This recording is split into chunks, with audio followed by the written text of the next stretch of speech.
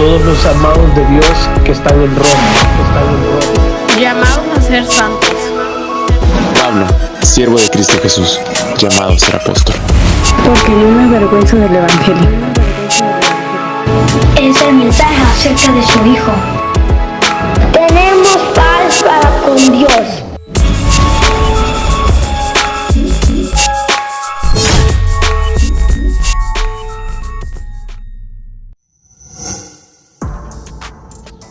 Dos videos atrás, en el video 7, estudiábamos las indicaciones de Pablo sobre cómo vivir como comunidad local, como congregación. Y luego en el video anterior, comenzamos a estudiar las indicaciones apostólicas sobre nuestra vida en la sociedad, la iglesia en la ciudad.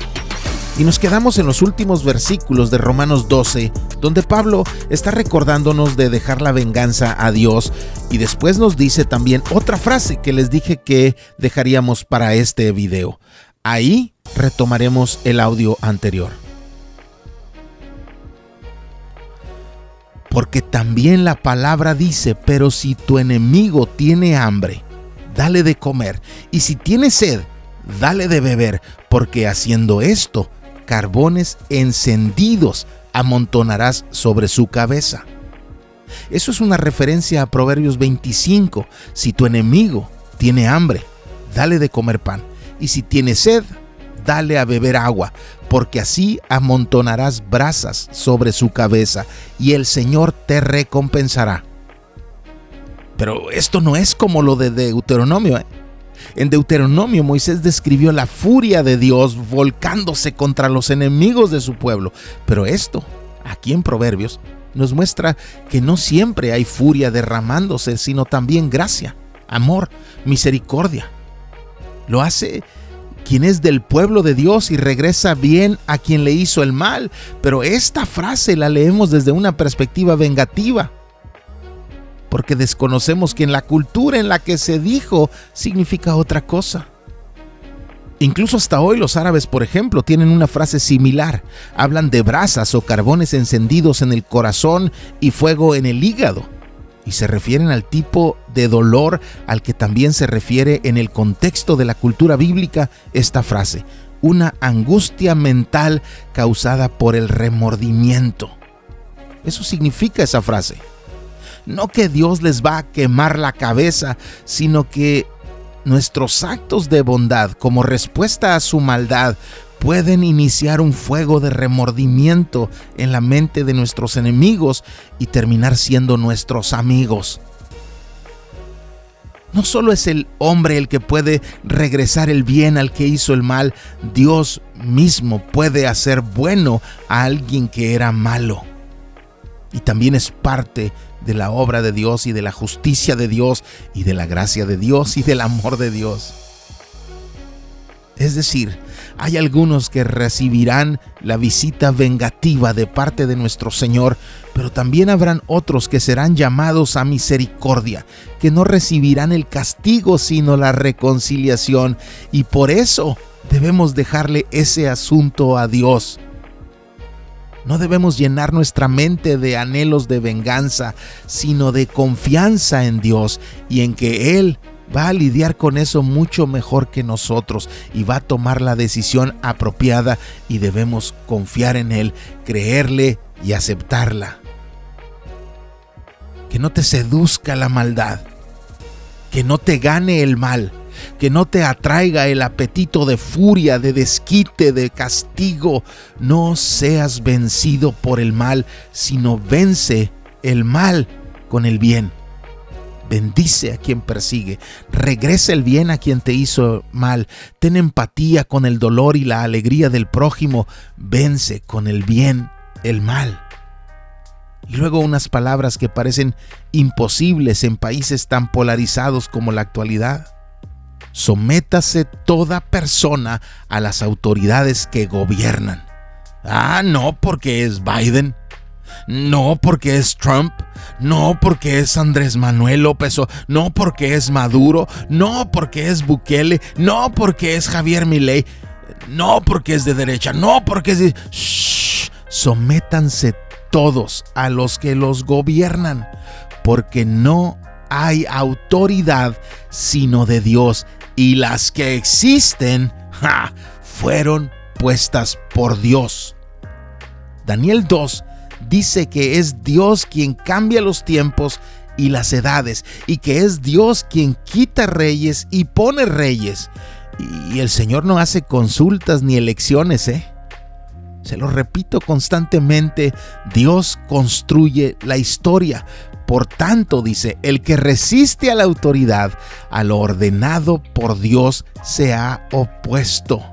Y los que se han opuesto recibirán condenación sobre sí mismos. ¿Nos queda claro? Y no significa que debemos obedecer al gobierno si el gobierno nos pide ir en contra de la voluntad de Dios, porque sí hay en la Biblia casos de desobediencia civil, pero solo cuando debíamos escoger entre obedecer al hombre o obedecer a Dios. Les doy un par de ejemplos de los muchos que puedo poner. En Éxodo, si recuerdan, el faraón le pidió a las parteras que mataran a los niños, y ellas desobedecieron. Y cuando los ejércitos de Faraón, los que llevaban a cabo las matanzas, estaban asesinando bebés, la madre de Moisés buscó una manera de burlar al sistema para salvarle la vida a su hijo. No podemos obedecer al gobierno cuando el gobierno nos pide desobedecer a Dios. No podemos y no debemos. Pero fuera de eso, nuestro deber cristiano es el someternos al gobierno. Y cuando Pablo lo escribió, quien gobernaba era un imperio salvaje, abusivo, cruel, déspota, y en medio de eso escribió nuestra tarea de obedecerlo. Y mira cómo describe a ese mismo gobierno que terminó cortándole la cabeza literalmente. Pablo dice, porque los gobernantes no son motivo de temor para los de buena conducta, sino para el que hace el mal. Qué ignorante Pablo, ¿no? No tenía idea de que ese gobierno al que defendía le costaría la vida. Claro que lo sabía. Es mentira decir que no.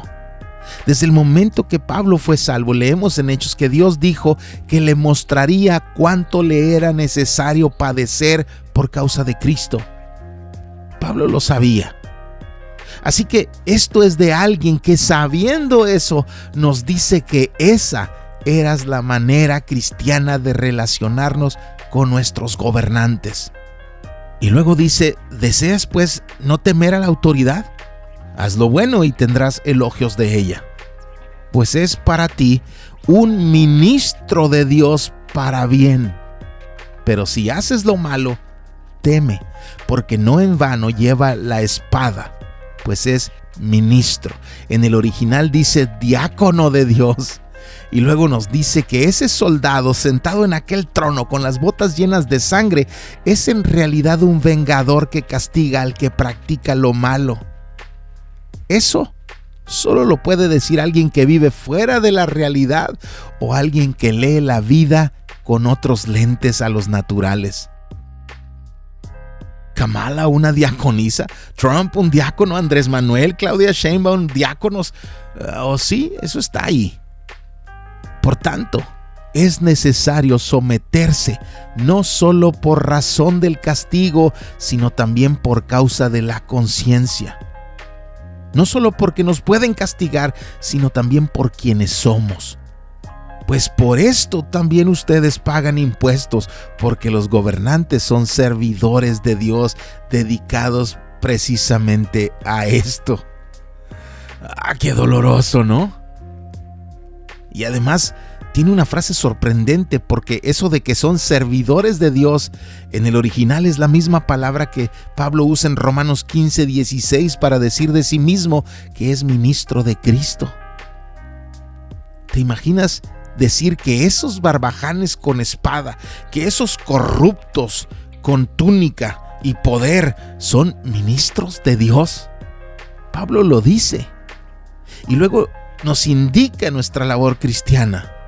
Obedéceles y págales impuestos.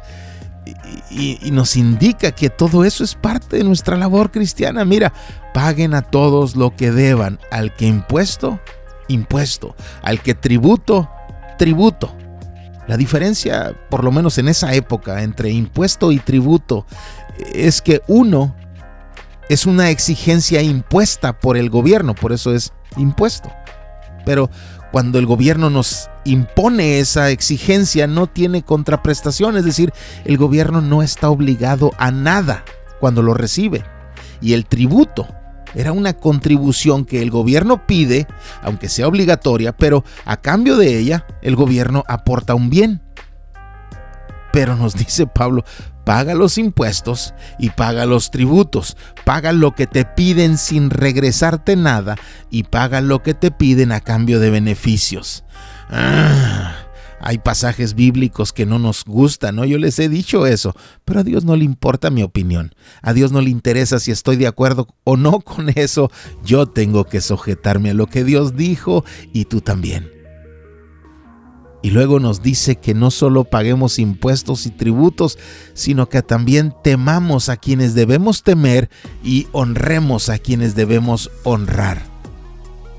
Y el paguen a todos lo que deban va de la mano con el no deban a nadie nada. Pero luego nos recuerda que hay algo que sí debemos y que lo deberemos para siempre: el amarnos unos a otros. Porque el que ama a su prójimo ha cumplido la ley.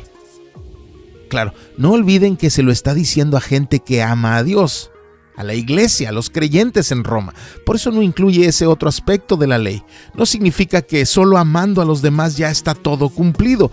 Cristo nos dijo que son 2 los mandamientos que resumen toda la ley: amar a Dios por sobre todas las cosas y amar a nuestro prójimo como a nosotros mismos. Pero una comunidad de creyentes ya ama a Dios, pero amar al hombre, amar al prójimo es diferente. Especialmente cuando a quienes debemos amar nos maltratan, nos desacreditan, nos persiguen, nos cobran impuestos, nos gobiernan mal, y como creyentes estamos llamados a hacer ese esfuerzo, a dar esa ofrenda, a aportar ese sacrificio, a regalar amor, incluso a quien no lo merece, porque nosotros tampoco lo merecíamos y por gracia de Dios fuimos amados.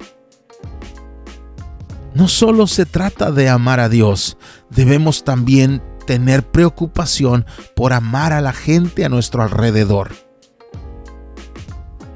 La iglesia en medio de la ciudad, la iglesia en medio de una sociedad debe esforzarse por eso. En amar, en bendecir, en perdonar, en elogiar, en regresar bien cuando nos hicieron mal. Y por eso el amor es el cumplimiento de la ley. Y hagan todo esto: bendecir a los que nos persiguen, hacer el bien a quien nos hace el mal, someternos al gobernante, pagar el impuesto, amar al prójimo. Hagan todo esto conociendo que ya es hora de despertarse del sueño.